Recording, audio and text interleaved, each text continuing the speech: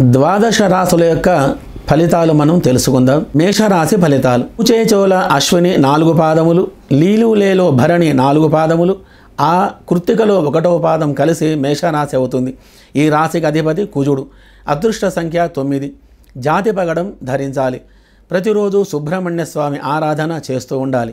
వీరికి ఆదాయం 8, వ్యయం 14, రాజపూజ్యం 4, అవమానం 3.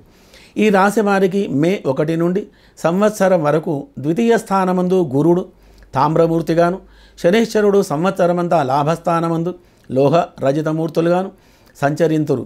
కాబట్టి గోచార రీత్యా ద్వితీయ స్థానమందున గురుడు శుభయోగ కారకుడు కావున కుటుంబ వృద్ధి, స్త్రీలకు సౌభాగ్యకరమగు వాతావరణం, పుణ్యకార్యములకు ధనము వెచ్చించుట, మనస్సౌఖ్యము ఇత్యాది యొక్క శుభ ఫలితాలు కలగగలవు. పోగొట్టుకున్నటువంటి ధనం అది తిరిగి రాగలదు. ధనాన్ని తిరిగి సంపాదించుకోగలరు. సంతాన విషయంలో అనుకూలమైనటువంటి ఫలితాలు కలగగలవు.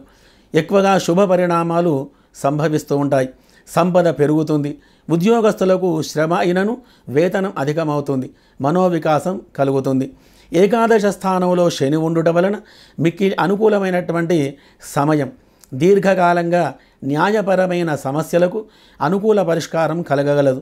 భార్యాపుత్రుల వలన సుఖం, సంతాన వృద్ధి, శరీర ఆరోగ్యం, మనోనిబ్బరత, ఇష్టకార్య సిద్ధి కలుగును. విదేశీ విద్యను ఆశించేవారు ఆలస్యమైనను సహనంగా ఉండి తగిన సమయం కొరకు వేచి చూడవలసి వస్తుంది. అయితే ఉన్నత విద్య యోగమైతే కలుగుతుంది. పుత్ర సంప్రాప్తత, కళత్ర సౌఖ్యం, ధనలాభం, సిద్ధి, వృద్ధి, కుటుంబ సౌఖ్యం అనుకూలమైనటువంటి ఫలితాలు కలిగి శుభ ఏకాదశ స్థానమందు శని సంచారము చేయుట వలన ప్రత్యేకించి రాజకీయ నాయకులు వ్యవహారాలలో చెప్పుకోదగిన విధంగా మునుపు ఎన్నడూ లేని విధంగా ప్రభావితం చేస్తుంది. కొత్త రాజకీయ పార్టీలతో పొత్తులు ఉంటాయి. స్వయం వృత్తుల వారికి ఎదుగుదలకు అనుకూలమైనటువంటి సమయం ఇది. భాగస్వామ్య వ్యాపారం వలన అనుకూలం అయినటువంటి ఫలితాలు కలుగుతాయి. కొత్త అవకాశాలు మీకు రాగలవు. తరచూ దూర ప్రాంతాలకు తిరిగి రావలసి వస్తుంది. కుటుంబ సభ్యుల ఖర్చులు అదుపులో ఉంచుట చాలా మంచిది. కేతువు షష్ఠస్థానమందు మంచి ఫలితములు ఇస్తాడు.